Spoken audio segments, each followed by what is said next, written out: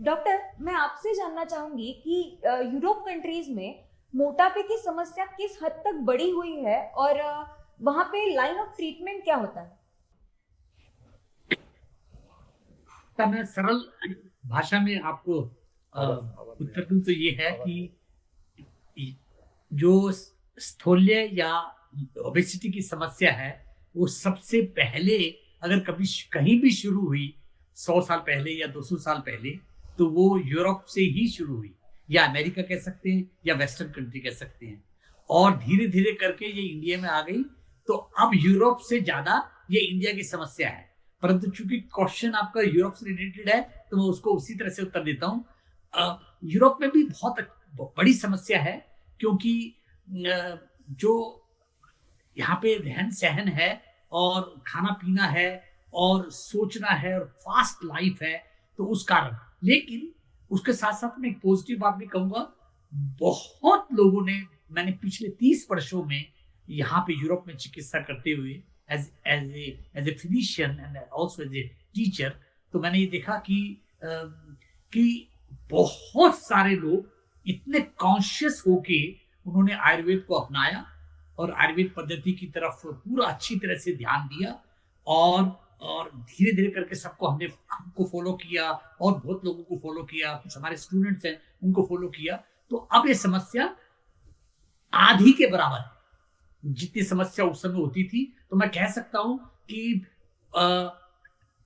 Europe में भी अलग अलग कंट्री की बात कर सकते हैं हम, लेकिन मुझे नहीं पता पूरा यूरोप की अगर बात करेंगे तो शायद 5 से लेकर 10% लोग इस समस्या से ग्रस्त हो सकते हैं। लाइन ऑफ ट्रीटमेंट वहां पे क्या यूज किया जाता है? वहां पर आपने कहा तो मुझे समझ नहीं आया आपका क्वेश्चन क्या है, क्योंकि वहां पे आपने कहा तो मुझसे कहा या वहां पे मतलब जनरल कहा। तो जनरल में तो क्या कहते हैं लोग, जैसे इंडिया में स्पेशलिस्ट होंगे, एंडोक्राइनोलॉजिस्ट होंगे, वो ट्रीटमेंट करते होंगे, या कुछ लोग अपने आप को वैसे ही ओबेसिटी स्पेशलिस्ट कह सकते हैं, वो करते होंगे चिकित्सा। लेकिन जहां तक आयुर्वेद का संबंध है तो आयुर्वेद में ओबेसिटी एक अलग से रोग के रूप में माना गया है। तो मैं तो आयुर्वेद चिकित्सक हूँ, तो मैं तो आयुर्वेद की चिकित्सा की बात करूंगा। तो मैं जो लाइन ऑफ ट्रीटमेंट है, मेरा लाइन ऑफ ट्रीटमेंट इंडिया से अलग नहीं है। शायद इंडिया से दूसरा तरीके से अलग हो सकता है क्योंकि मुझे फ्रेश चीजें वो नहीं मिलेंगी।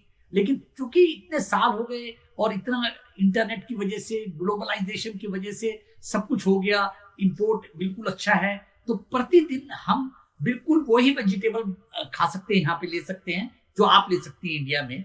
बल्कि शायद हो सकता है मेरी संभावनाएं आपसे थोड़ी ज्यादा हों। वो यूं क्यों? क्योंकि हम श्रीलंका की वेजिटेबल भी ले सकते हैं, हम पाकिस्तान की भी ले सकते हैं, हम नेपाल की भी ले सकते हैं, हम भूटान की भी ले सकते हैं, क्योंकि सब कम्युनिटीज यहाँ पे रहती हैं। इस समय तो मैं एंटवर्प में हूँ, लेकिन मेरा दूसरी क्लिनिक मेरी लंदन में है और तीसरी क्लिनिक मेरी स्विट्जरलैंड में है, जेनेवा में।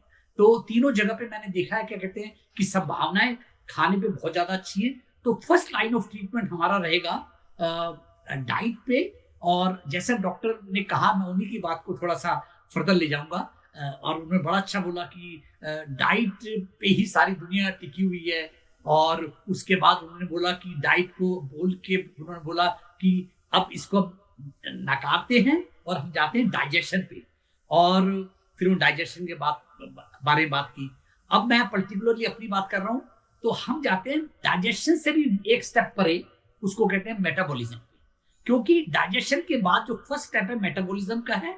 मेटाबॉलिज्म में क्या है कि वट एवर यू ईट, जो भी कुछ आप खाना खा रहे हैं या ड्रिंक्स ले रहे हैं, तो उसका एक आहार रस बनेगा। जब उसका आहार रस बनेगा तो फिर वो हमारी जो शरीर में 7 धातुएं हैं, जैसे हम उसको बोलेंगे लिम्फ टिश्यू है।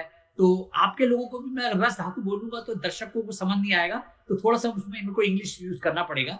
जैसे लिम्फेटिक टिश्यू है, ब्लड टिश्यू है, और फिर मस्कुलर टिश्यू है, और फिर फैट टिश्यू है, और फिर बोन टिश्यू है, बोन मैरो है, और फिर वो शुक्र आतव है जो स्त्री और पुरुष में अलग है।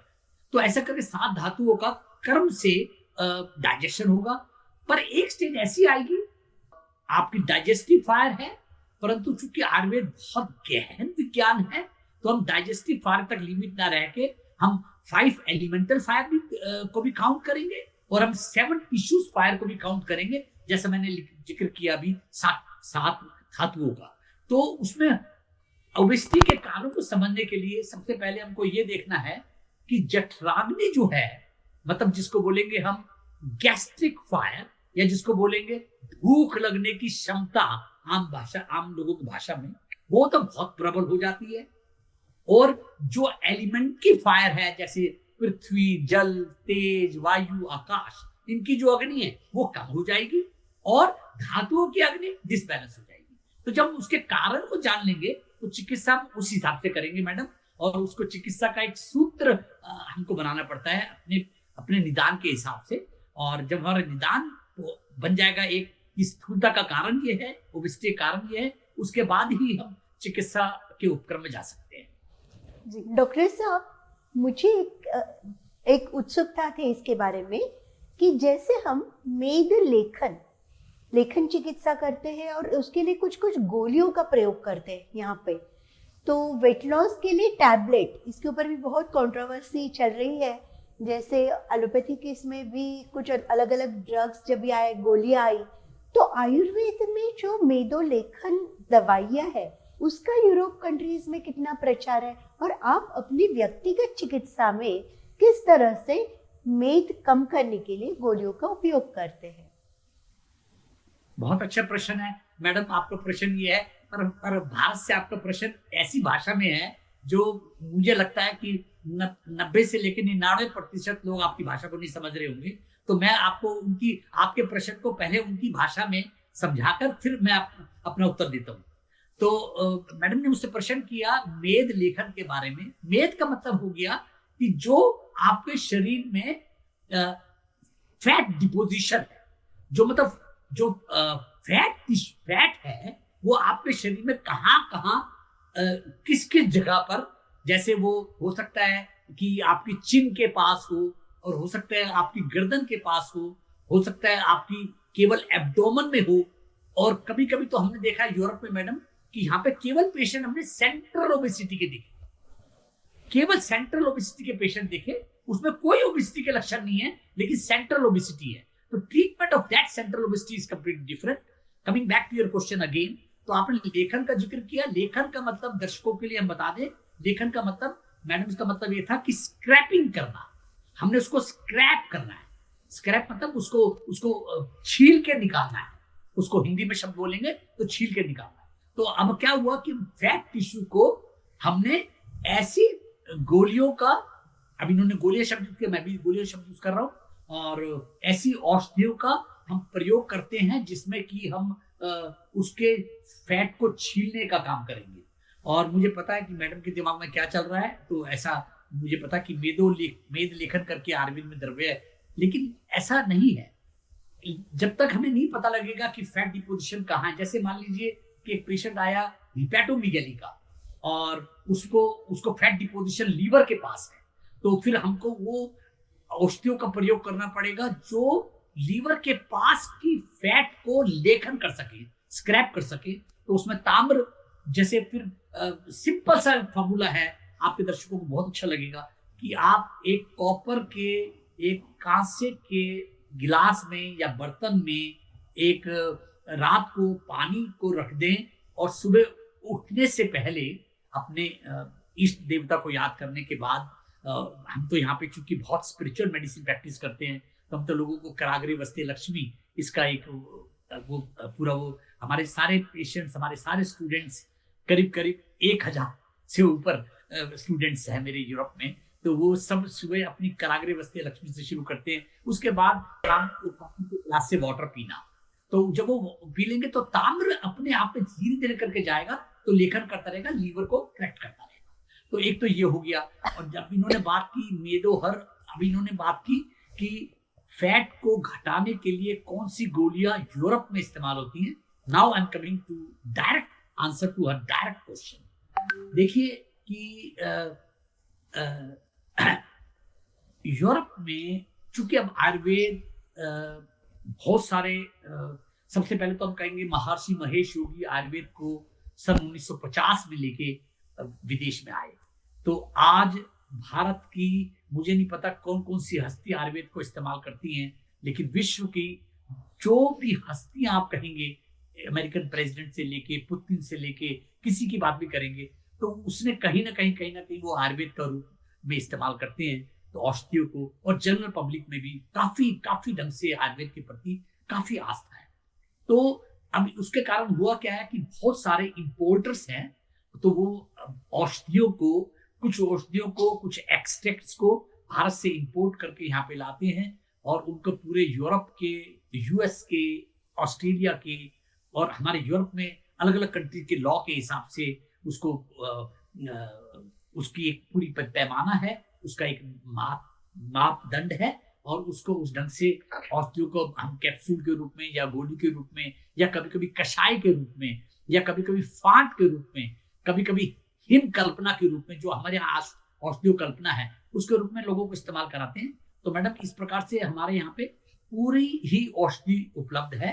केवल यहाँ पे हम रस औषधियों का इस्तेमाल नहीं करते हैं जो भारत में प्रचुर मात्रा में इस्तेमाल होती हैं, और ये भी नहीं मुझे पता कि वो सारी औषधि ठीक है कि नहीं है और मतलब सब मापदंडों को पूरा उतरती हैं। लेकिन हम यहाँ पे जो औषधि इस्तेमाल करते हैं वो you can say the highest quality of medicine are used in Europe and the people respond very very good.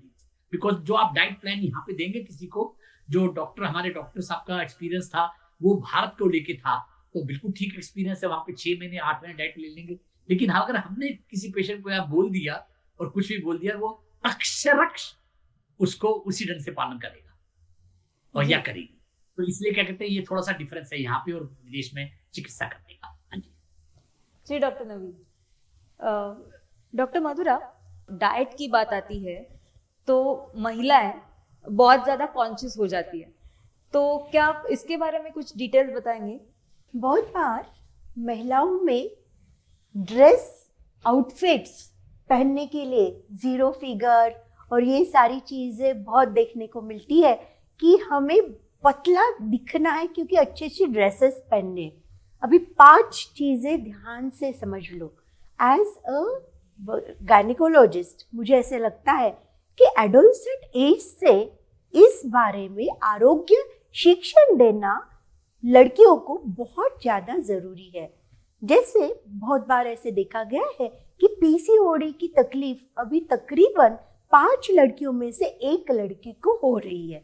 इसमें क्या होता है कि इंसुलिन नाम का जो स्राव है वो मेद को या फैट को एनर्जी में कन्वर्ट नहीं कर पाता, ऑब्स्ट्रक्शन तैयार करता है। इसके लिए बीज कोश में सिस्ट तैयार होते हैं। इससे सबसे बड़ा तकलीफ क्या होता है कि सेंट्रलाइज ओबेसिटी, पेट बढ़ जाना महिलाओं में, ये बहुत बार बीज कोश की विकृति के कारण होता है। तो ये आरोग्य शिक्षण जरूरी है कि सिर्फ क्रैश डाइट करने से, बहुत एक्सरसाइज करने से अब अचानक से ही वजन नहीं कम होता। इसके लिए तज्ञों के पास जाना बहुत ज़रूरी है कि आप में किस स्वरूप का बिगाड़ हुआ है। वो एंडोक्राइनल जो डिसऑर्डर है, अंतस्रावी ग्रंथि की विकृति है, या फिर कोई भी पचन पोषण परिवर्तन की गड़बड़ी है, वो ध्यान से देख लो। ठीक है, तो ये सबसे इम्पोर्टेंट है कि जिसकी शिक्षा हमें किशोर अवस्था से ही लड़कियों को देना बहुत ज़रूरी है। दूसरी बहुत इम्पोर्टेंट बात ये है कि contraceptive pills, emergency contraceptive pills, इसका भी चयन बहुत ज़्यादा हो रहा है। मैं अपना जो मासिक महीना है वो आगे धकेलने के लिए कुछ भी गोलियां ले लेना, ये सारी गोलियां कभी कभी मेदस्विता बढ़ाने में मदद करती है। तो ये सारी गोलियां लेते वक्त भी बहुत ज़्यादा सावधानी बरतनी ज़रूरी है। तीसरी अभी और ज़्यादा इम्पोर्टेंट बात है कि महिलाओं में क्या होता है कि महिला एक अलग अलग हार्मोन के दौर से गुजरता है। जैसे पीरियड्स चालू है तभी बहुत बार मीठा खाने की इच्छा होती है, बहुत बार क्रेविंग्स होते हैं कि जिसके कारण महिलाएं ज़्यादा खाना खा लेती हैं, हाँ, जो जरूरी नहीं है शरीर को। और फिर जब ओव्यूलेशन पीरियड होता है तभी अलग खाने की इच्छा होती है, और पीरियड आने के पहले एस्ट्रोजन और प्रोजेस्टेरोन नाम के हार्मोन्स नीचे चले जाते हैं। तो ये हार्मोन्स जब स्ट्राइक पे चले गए, इसके बाद भी शरीर में काफ़ी सारे बदलाव आते हैं, जिसमें सबसे मेन बदलाव वाटर रिटेंशन है। शरीर में पानी भर जाना, इसके कारण अपने आप जो कपड़े हमें ओव्यूलेशन के पीरियड में आएंगे वो पीरियड के पहले इसमें आएंगे ही, ऐसा नहीं। अपने आप का मोटापा आता है, ये स्त्रियों के लिए बहुत बड़ा चैलेंज है। सर्टेन हार्मोन्स के बदलाव, तो इसके लिए भी अपने को सोचना जरूरी है। और उस अनुसार महीना आने के पहले नमकीन या नमक वाली चीजें कम खाना, पेट सफा रखना, ये सिंपल चीज करने से मोटापा नहीं बढ़ता। फिर और एक बात है कि प्रेगनेंसी प्लान करने के पहले हमें हमारा मीन बॉडी कंपोजिशन देख लेना बहुत जरूरी है। अगर प्रेगनेंसी के पहले ये मीन बॉडी कंपोजिशन, इसका मतलब अपनी चर्बी अगर ज्यादा हो तो हो सकता है अपने होने वाले बच्चे को भी चर्बी ज्यादा हो और उसको भी चाइल्डहुड ओबेसिटी या बाद वाली ओबेसिटी का शिकार होना पड़ता है। तो सगर्भावस्था के पहले अपना वजन नियंत्रण में रखना महिलाओं के लिए बहुत बड़ा आह्वान और बहुत बड़ी ज़रूरी बात है। और सिंपल बार बार लोग पूछते हैं कि पहले तो मैं पतली सी थी लेकिन डिलीवरी होने के बाद मोटापा आ गया, तो महिलाओं में ये भी बहुत बड़ा चैलेंज है। ध्यान रखिए, ज़रूरी नहीं है कि डिलीवरी के बाद आप मोटे ही हो जाएंगे। ये आपका परसेप्शन है, आपका लाइफस्टाइल है, आपका खान पान है। बहुत बार ऐसे होता है कि अपनी संस्कृति परंपरा के अनुसार ज़्यादा घी खिलाओ, प्रेगनेंसी में भी ज़्यादा खाना खाओ, 2 लोगों का खाना खाना है, ऐसे ज़रूरी नहीं है। जो जितनी ऊर्जा, जितनी अपने शरीर को ईंधन स्वरूप में जो खाना ज़रूरी है उतना ही खाना ज़रूरी है। हम लोग हमेशा बोलते हैं कि क्वांटिटी और क्वालिटी दोनों इम्पॉर्टेंट है। पोर्शन साइज बहुत इम्पॉर्टेंट है। आपको क्वालिटेटिव फूड लेना है। और डिलीवरी के बाद भी आपका थोड़ा सा एक जगह बैठना ज़्यादा हो जाता है, बच्चे को दूध पिलाते हैं, हाँ आपको उष्मांक तो ज़्यादा लगते हैं, लेकिन उसके साथ साथ आपको ज़रूरी नहीं बहुत सारा घी, तला हुआ तेल ज़्यादा खा ले आप। बहुत ज़रूरी है कि तभी अगर आप पथ्य पालन करें, खाना ठीक से चयन करें, तो प्रेगनेंसी के बाद भी, डिलीवरी के बाद भी आप मोटे नहीं होते। स्त्रियों के लिए ये पंचसूत्री बहुत ज़रूरी है। खाना ठीक से चयन करें, बासी खाना, बार बार तला हुआ खाना न खाएं, बचा कुचा खाना खाने की आदत बदल दें, और सबसे important, prioritise to your health rather than the show business, वो बहुत इम्पोर्टेंट। जी डॉक्टर मधु। डॉक्टर नारायण, मैं आपसे जानना चाहूंगी कि जो ओबेस पेशेंट है उनके लिए आप क्या टिप्स देंगे जिससे वो ओबेसिटी कंट्रोल कर सके? ओबेसिटी के लिए हमारे एक स्पेशल वर्कशॉप हम कंडक्ट करते हैं 7 दिनों का, जिसे हम बोलते हैं मेडिकल डिटॉक्सिफिकेशन। उसमें हम क्या करते हैं, जो भी आज हमारे शरीर में हम लोड किया है, हमारे पैसों से हमने हमारे शरीर के सारे सिस्टम को जो ओवरलोड किया है, वो लोड हम पहले कम करना आपको सिखाते हैं। जैसे हमने आपके सर पर हमने 200 किलो का वजन रखा, तो आप बिल्कुल हिलोगे नहीं। जैसे से वजन ये 200 किलो से 5 किलो तक हो जाएगा, आप आराम से हिल आराम से घूमते फिरते जाओगे। ऐसे ही अंदर की बात है, हमारे लीवर पर लोड आ गया, हमारा लीवर काम नहीं करेगा और हमें फैटी लीवर, हमें सिरोसिस लीवर होता जाएगा। पैंक्रियास पर लोड आ गया, हमें रिटर्न गिफ्ट क्या मिलने वाला है, तो हमें डायबिटीज मिलने वाला है। स्प्लीन पर हमारे लोड पर आ गया तो हमारा हीमोग्लोबिन कम होने वाला है। ये सारा पहले हम स्पेशली ये लोड को कम करने का प्रयास करते हैं। बाद में जो होती है, हम आपको सिखाते हैं फैट का रिसाइकलिंग। आज रोज हम सीखते हैं कचरे का रिसाइकलिंग। अब फैट भी हमारे शरीर में एक कचरा बनकर ही अंदर आ गया है। इस फैट का हम पूरा सही तरीके से साइंटिफिकली प्रिसाइजली रिसाइकलिंग करना आपको सिखाते हैं। अगली बात आती है हमारी एनर्जी हार्वेस्टिंग की। हम बोलते हैं रेन हार्वेस्टिंग करना है, रेन वाटर हमें जमा करके रखना है। ऐसे ही हमारे पास भी एनर्जी है। ये एनर्जी कहाँ कहाँ वेस्ट होती जा रही है, ये जो लीकेज होता जा रहा है हमारे शरीर से, इस शरीर के लीकेज जो एनर्जी है उसको हम स्टॉप करेंगे तो वही एनर्जी हमारे शरीर के अंदर जाएगी और जो हमारा रिपेयर और रिन्यूअल और रिजेनरेशन होता जाएगा। ये सी बात हम बिल्कुल 7 दिनों में ही कर सकते हैं। और एक बात हम क्या करते हैं कि आपके जो डाइजेस्टिव जूसेस है, ये जूसेस को सेव करना सिखाते हैं। ये जूसेस आपको कोई मॉल में नहीं मिल सकते हैं कि आप पैसे दो और ये जूस लेकर आओ, ऐसे पॉसिबल नहीं होता है। हमें ये खुद के बरूते पर हमें इसको मैन्युफैक्चर करना पड़ेगा। ये कैसे मैन्युफैक्चर करना है और सेविंग कर, हम बोलते हैं सेविंग इज अर्निंग। ऐसे ही हमारे पास यहाँ ये पूरा सेव करना हमें आपको सिखाते हैं। फिर आते हैं जो टॉक्सिन्स हमारे शरीर में हमें डाल दिए हैं, ये सारे टॉक्सिन्स को हम शरीर के बाहर निकालने का प्रयास करते हैं।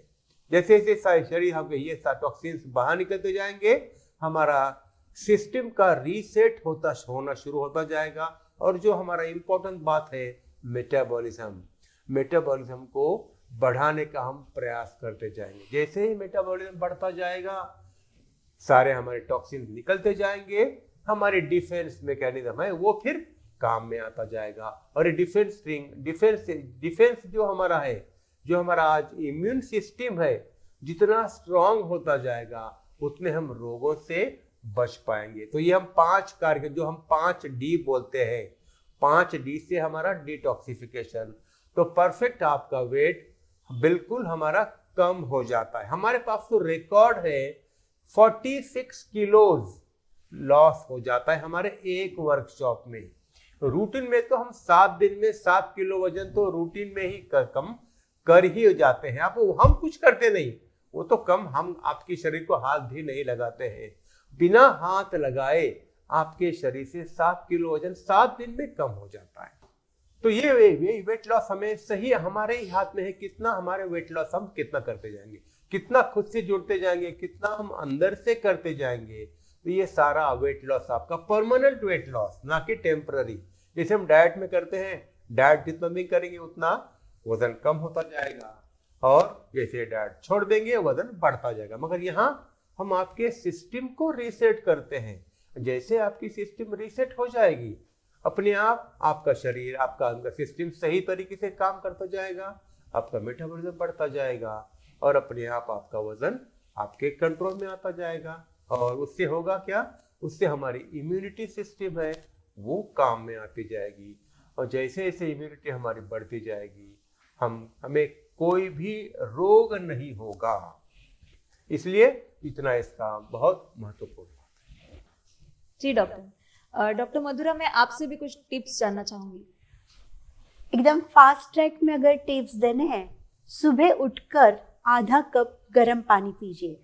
वो गर्म पानी पीने से हमें अंदाजा होगा कि पहले दिन का खाना पचा है कि नहीं। अगर नहीं पचा है तो गर्म पानी ही पीते रहिए, दूसरा खाना अंदर डालना नहीं है। दूसरा एक बहुत अच्छा टिप है कि रोज एक्सरसाइज करना ही करना है। तो अगर आपको मोटापे की वजह से जॉइंट पेन है, आप स्पाइन पे आपके प्रेशर आ गया और एक्सरसाइज नहीं कर सकते, तो योग शास्त्र में ऐसी सारी बोली गई है कुछ रिलैक्सेशन टेक्निक्स जॉइंट को रिलैक्स करने की, जिसमें चक्की चलानासन है, मीन्स बैठकर भी आप चक्की चलाने की एक्शन कर सकते हैं। नौकासन है, नौका चलाने की एक्शन कर सकते हैं। और ध्यान में रखिए, ये जब आपका न्यूरोमस्कुलर कोऑर्डिनेशन अच्छा हो जाता है तो उसके बाद आपको सांस अच्छी लेनी आती है। और जितना ब्रीदिंग अच्छा तरह से करेंगे, उस ब्रीदिंग के तौर से भी आप अपना वजन कम कर सकते हैं। ऐसा एक संशोधन हुआ है कि सूर्याभ्यासीय प्राणायाम मीन्स राइट नॉस्ट्रिल से ही सांस लेना और राइट नॉस्ट्रिल से ही सांस छोड़ना है। ऐसा अगर 27 बार और 4 बार दिन में आप करते हैं तो उससे आपका मेटाबॉलिक रेट बढ़ जाता है और फैट डिसॉल्व होने में आपको मदद हो जाती है कि जो शरीर को ज़रूरी नहीं है। जिस खान पान से हम बहुत दूर भाग चुके हैं, उस खान पान को हमें साथ में लेना है। जैसे सत्तू है, सत्तू के आटे को अगर आप अपने रोटी के आटे में मिला दो तो उसके कारण भी वजन कम होता है, शर्करा का नियंत्रण होता है और आपका पचन पोषण अच्छी तरह से होने के लिए मदद हो जाती है। कुल्थी एक हम भूले हुए चीज़ है, लेकिन कुल्थी है, रागी है, जव है, ये सारी चीज़ें जो हम पहले के ज़माने में खाते थे और अभी नहीं खाते, लेकिन ये सारी चीज़ें, जैसे हम अभी मिलेट का ईयर भी है, मिलेट्स भी हम देखते हैं कि जितना हम गेहूं से दूर भागे और मिलेट्स को अपनाएं, उतना भी अपना वजन कम नहीं बोल सकती मैं, नियंत्रण में रखने के लिए मदद होती है। एक लास्ट बट बहुत इम्पोर्टेंट टिप मैं देना चाहती हूँ। बहुत बार पेशेंट मेरे पास आते हैं और मुझे बोलते हैं नहीं मैं कहाँ मोटी हूँ, मैं तो नॉर्मल हूँ। तो let the take decision by तिल ऑयल। तिल ऑयल में ऐसी करामत है कि वो तिल ऑयल थोड़ा गुनगुना करके अगर आप मसाज करो रोज सुबह, तो वो तिल ऑयल मोटापे को कम कर देता है, और अगर कम है तो उसको नॉर्मल उपचय कर देता है। तो तिल ऑयल का मसाज, उपटन लगाना, गर्म पानी पीना, पोर्शन साइज थोड़ा सा कम कर देना, और हमारे जो खाने की चीज़ है उसको माइंडफुल ईटिंग बहुत ज़रूरी है। मेडिटेशन, माइंडफुल ईटिंग जो हम खा रहे हैं उसको ही हम खुद ऑब्जर्व करना, और जैसे मैंने ओबेसिटी की व्याख्या में बोला कि जितना आप खा रहे हो उससे ज़्यादा ऊर्जा आप एक्सरसाइज से या आपकी सेडेंटरी लाइफस्टाइल कम कर दो, घूमना फिरना चालू कर दो, एक जगह बैठना, ये भी बहुत बड़ा मोटापे को बढ़ाने का कारण आज की तारीख में है। जी डॉक्टर मधुरा। और डॉक्टर नवीन, हम आपसे भी कुछ टिप्स जानना चाहेंगे। देखिए मैडम ने बहुत अच्छी तरह से सारे टिप लगभग कवर कर दिए, तो लेकिन क्योंकि उनके बाद मुझे बोलना है तो देखिए सबसे पहले तो हमको सुबह उठ के थोड़ा सा मतलब क्या कहते हैं, शौच की जो व्यवस्था है, शौच करने से पहले कुछ भी ना लें और सिर्फ एक गिलास वो पानी जो है रात को रखा हुआ ताम्र के बर्तन में रखा हुआ पानी पी लें। तो सबसे पहले तो ये बात हुई। उसके बाद हुई शौच की व्यवस्था के बाद फिर आप क्या कहते हैं, जो स्नान ध्यान करने के बाद जो पहली चीज आप लेंगे वो गर्म पानी लेंगे। जो गर्म पानी जिस गर्मी का वो टेम्परेचर कंट्रोल है, अगर मान लीजिए आपको खुद को पता लग जाएगा कितने टेम्परेचर पे ले रहे हैं, तो वो 6 कप के आसपास मैं पूरे दिन में सिप सिप करके लोगों को बताता हूँ। जैसे आप चाय पीते हैं ऐसे एक एक करके सिप करके पिए। जब एक एक सिप करके, एक एक चूषण करके, एक एक पानी को पिएंगे तो धीरे धीरे सारे धातु को, सारे टिश्यूज को पाचन करने की एक उसकी वो बनेगी, और हमारा बॉडी का जो सिलेक्शन रिजेक्शन है वो बिल्कुल साम्य अवस्था में हो जाएगा। मींस कि जो हमको चाहिए वो हमारी बॉडी सेलेक्ट कर लेगी, जो हमको निकालना है वो निकाल देगी, और इसमें एक्स्ट्रा फैट भी निकल जाएगा। एक ये बात रही। और दूसरे जैसे व्यायाम की बात रही, अगर व्यायाम भी लोग ना कर सके मौसम को देख के या पॉल्यूशन को देख के या किसी चीज को, तो कम से कम उनको 5 किलोमीटर के आसपास सुबह और 5 किलोमीटर के आसपास शाम को चलना है। और वॉक करना ही अपने आप में एक एक्सरसाइज है, क्योंकि वॉक करने के बाद, और वो चूंकि आजकल हार्ट के रोगी बहुत बढ़ रहे हैं और समस्या स्थूल्य के साथ साथ केवल ओबेसिटी को एड्रेस करने की जरूरत नहीं है, ओबेसिटी के साथ साथ बहुत चीजें साथ में आती हैं। तो ऐसा लोगों को बताता हूँ कि आपको आधा बल इस्तेमाल करना है। एक बार जाके देख लीजिए 10 किलोमीटर 5 किलोमीटर, आपको लगे कि सांस हो गया आपको 5 किलोमीटर पे, तो आपको 2.5 किलोमीटर से शुरू करना है, क्योंकि आपको आधा बल इस्तेमाल करना है वॉकिंग करने में। तो ये वॉक करने का हो गया। एक ताली बजाने की बहुत अच्छी परंपरा है, और एक लाफिंग की बहुत अच्छी परंपरा है। जितना भी आप जिस भी तरीके से आप या कोई टीवी देखते हुए कर सकते हैं, या कोई जोक के न्यूज सुन के कर सकते हैं, या अपने आप ही या अपने साथियों को लेके आप जितने खुल के हंस सके, तो वो भी एक बहुत ही अच्छी एक्सरसाइज है। तो लाफ्टर एक बहुत अच्छी एक्सरसाइज है, ताली बजाना एक बहुत अच्छी एक्सरसाइज है। और भक्ति में जैसे स्त्रियां हैं या पुरुष हैं, अपने अगर भक्ति में रहेंगी, जैसे हमारे यहाँ भगवान की आरती की व्यवस्था है या भगवान का वो चल रहा है, तो सब ताली बजाते रहते हैं राम राम राम राम करके। तो वो ताली की व्यवस्था पुराने जमाने में इसीलिए हुई थी कि अगर आपको एक्स्ट्रा कुछ करने की जरूरत पड़ेगी, आप भगवान की उनको भी सुन रहे हैं और ताली बजा रहे हैं, एक्सरसाइज भी हो गई। तो ये सब एक्सरसाइज की व्यवस्था है। और अब जहां तक भोजन की बात आई, तो भोजन में हमको अगर कोई बीमारी नहीं है साथ में, तो 6 के 6 रस लेने हैं। तो आयुर्वेद में 6 रस की व्यवस्था की है। मधुर मतलब मीठा, अम्ल मतलब सावर, और लवण मतलब सॉल्ट की जो भी चीजें होंगी, और कटु तिक्त कषाय मतलब एस्ट्रिंजेंट जो चीजें हैं।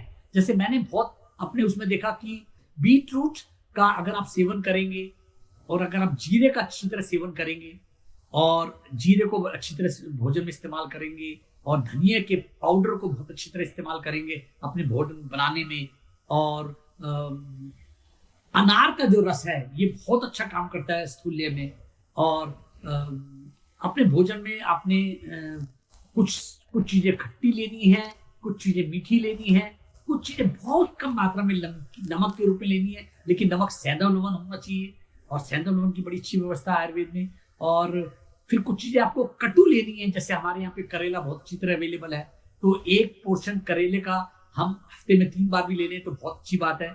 और फिर कुछ है तिक्त जो कड़वी हैं, जैसे कोई भी शार्प चीजें ले सकते हैं हम खाने में और कड़वी चीजें खाएंगे खाने में, तो इससे मेरे को लगता है कि पूरे 6 रस की व्यवस्था होगी। और क्योंकि हमारे को पूरा बैलेंस करना है अपने मेटाबॉलिज्म को और सिलेक्शन रिजेक्शन को, तो मुझे लगता है कि यही मैं टिप दे पाऊंगा। और रात को खाने के बाद कम से कम 1 मील की या कुछ किलोमीटर्स की यात्रा जरूर, वॉक जरूर करना चाहिए। और फिर उसके आने के बाद हमारे यहाँ आयुर्वेद में स्थूल्य के लिए एक ही चीज कही गई है, जैसे ही आप बेड से उठें तो अगर आप टॉयलेट में सीधे भागते हैं तो समझ लीजिए कि आप बहुत अच्छी तरह से क्या कहते हैं स्वस्थ हैं। और जैसे ही आप बेड पे लेटे और एकदम से आपको नींद आ जाती है तो समझ लीजिए क्या कहते हैं ये आप बिल्कुल ठीक है। तो आयुर्वेद के जो 3 उपस्तंभ हैं उसमें 2 उपस्तंभ पे अगर आपने बहुत ध्यान दे दिया, हाथ और निद्रा पे, तो ये ही मैं कह पाऊंगा अपने दर्शकों को कि ऐसा जी डॉक्टर नवीन, आयुर्वेद की दिनचर्या का पालन करना, रात्रिचर्या का पालन करना और ऋतुचर्या का पालन करना, यही एक आज के टिप्स हो सके। जी doctor Naveen, thank you so much. आपने अपना समय निकाला, हमसे जुड़े, हमसे इतनी अच्छी बातें साझा की, इसके लिए आपका बहुत बहुत शुक्रिया। धन्यवाद। डॉक्टर मधुरा, डॉक्टर नारायण, आप भी हमसे जुड़े, धन्यवाद। हमसे इतनी सारी बातें साझा की, आपने अपना समय निकाला, इसके लिए आपका बहुत बहुत तहे दिल से शुक्रिया। धन्यवाद। दोस्तों, अब आपकी होस्ट और दोस्त को इजाजत दीजिएगा, फिर मुलाकात होगी हम तुम और स्वास्थ्य के अगले एपिसोड में एक नए विषय के साथ। तब तक स्वस्थ रहे, खुश रहे, मस्त रहे।